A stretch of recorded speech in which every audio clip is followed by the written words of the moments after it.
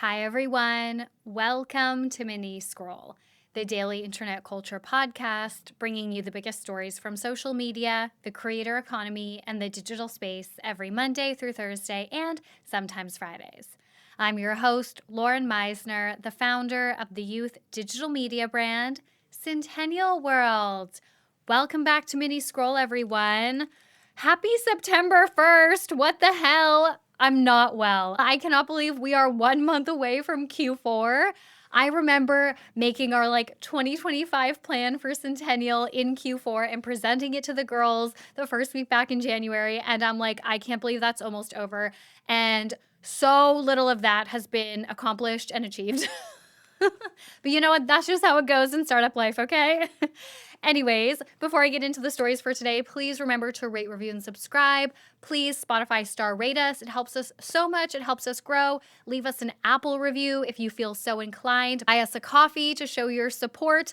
All of that good stuff helps us so much. You don't even know. You don't even know. All right, let's get into the stories for today. So the first story that I have for you guys, Annabelle messaged me about this on Sunday in extreme urgency. She was like, you need to cover this for Minnie tomorrow.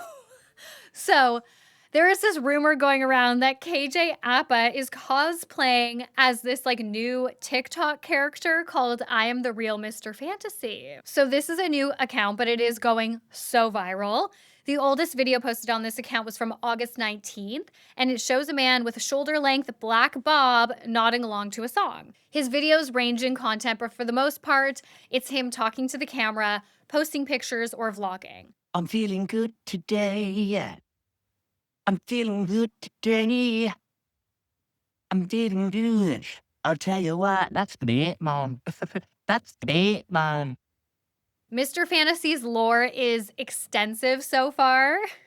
He is allegedly an aspiring actor. The caption in one TikTok so far reads, quote, "My name in shining lights. Soon. Also, John and I have begun shooting. Lots of exciting content coming soon." Another majorly important piece of his lore is that he only follows James Franco fan accounts. So after his content started making the rounds, social media users were convinced that it was KJ Appa. First of all, his facial structure looks exactly like him. The only differences are the hair.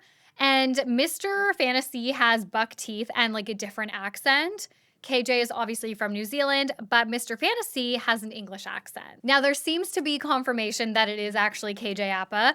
So he posted, Mr. Fantasy posted on TikTok where you could see his arms and shoulders. And TikTok users noted that he has the exact same tattoos as KJ Appa. So while it does seem to be confirmed that it's him, people still have no idea why he is choosing to do this.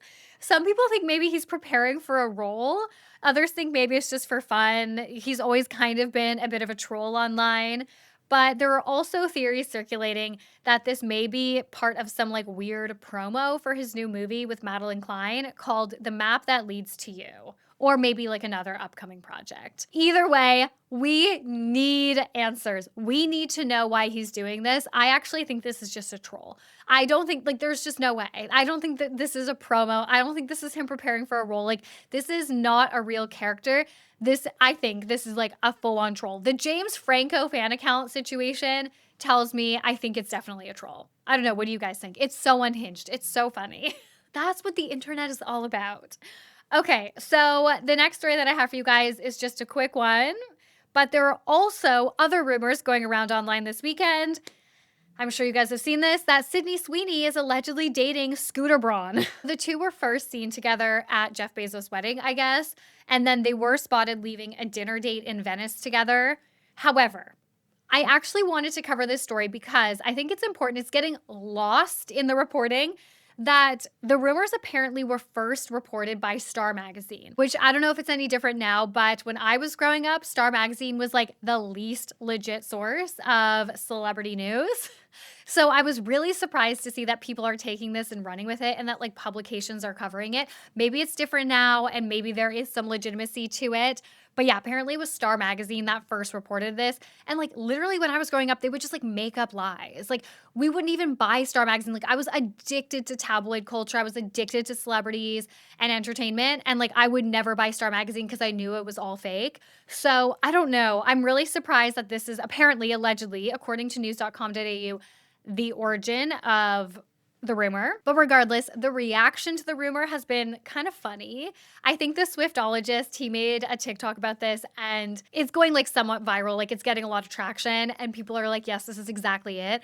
So he was like, who on her team hates her so much that they keep letting her make these decisions? We go from a eugenics scandal to now dating literally the most hated man on the internet for her target demographic. I was like, that is so true. And it's really interesting to see what's going on with Sydney Sweeney right now because I was thinking about how, like, fresh out of Euphoria, she was generally liked.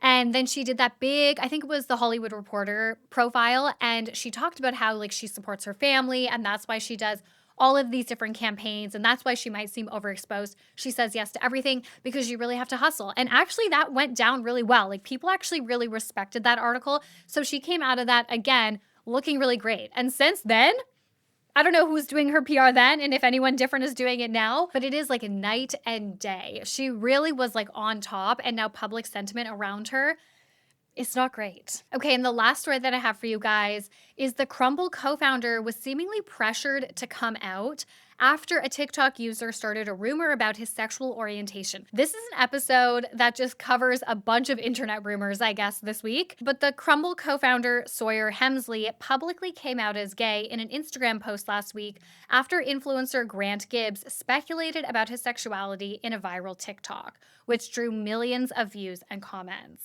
This is my face after watching a video of the Crumbl CEO and seeing that that's apparently a straight man. No, it's not.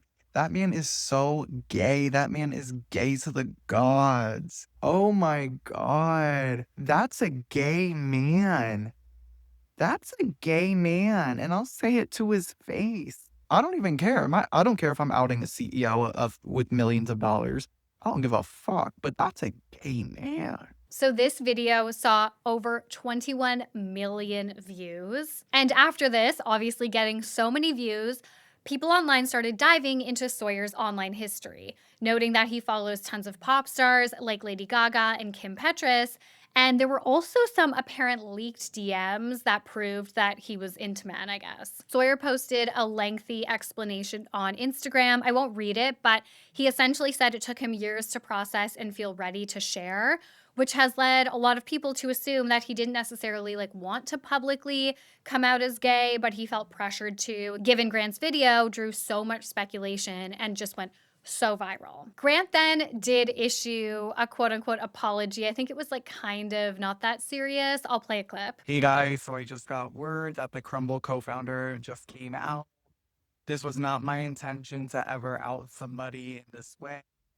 But girl, I am so happy. Hurry up, our train's coming.